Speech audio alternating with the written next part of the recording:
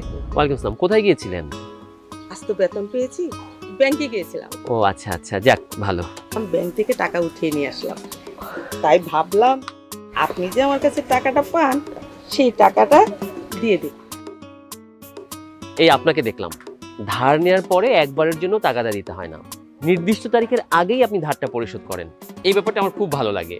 Sir, আমি একটা কথা মানি, ধারের টাকা কখনো আটকিয়ে রাখতে দিন। তা তো আমি ভালো করেই জানি। তবে একটা কথা বলি কি, এবার বেতনটা পেয়ে অন্তত আপনি একটা ভালো শাড়ি কিনুন। এই যে রোজ একই শাড়ি পরে আপনি স্কুল করাচ্ছেন, বাচ্চাদের পড়াচ্ছেন, আমারই দেখতে কেমন লাগে।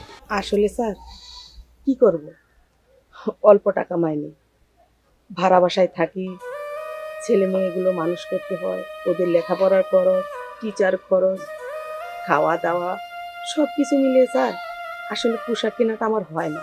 আচ্ছা, আপনার ছেলেটার কি কোনো চাকরি বাকরি হয়নি? শুনলাম ও তো মাস্টার্স করেছে। কিভাবে চাকরি হবে বলুন তো? এত ঘুষের ব্যাপার, আত্মীয়র ব্যাপার, সুপারিশের ব্যাপার, সব কিছু মিলিয়ে আমার ছেলেটার চাকরি এখনো হয়নি স্যার। আপনাকে দেখলে খুব কষ্ট হয়। এত ভালো রেজাল্ট করেছে ছেলেটা, কোথাও চাকরি পাচ্ছে না। আমিও তো দু এক জায়গায় বলেছি, আপনি ঠিকই বলেছেন। সবাই শুধু ঘুষ চায় অথবা লবিং চায়। দেশে সরকার বদলায় কিন্তু দেশের নিয়ম বদলায় না। ঠিক আছে, কী আর করবেন। আপনি যেভাবে সংসার টানছেন, স্বামী মারা যাওয়ার পর থেকে অনেক কষ্টই করছেন আপনি। আচ্ছা চলুন, ক্লাস নেবেন নাকি ছুটি কাটাবেন আজকে? না না, ক্লাস নিব স্যার। চলুন তাহলে ক্লাসে যাই। স্যার, আপনি যদি আমাকে এই টাকাটা আবার ধার দিতেন আমার খুব ভালো হতো, উপকার হতো। আমি তো ওয়েট করছিলাম কখন আপনি আবার টাকাটা ধার চান। এইটাই তো চলছে মাসের পর মাস।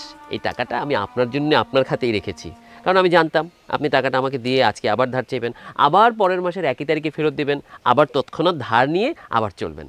আপা নিন, টাকাটা আপনি রাখুন, আপনি আপনার সময় মতো দিয়েন, না দিলেও সমস্যা নেই। ধরুন, আসুন।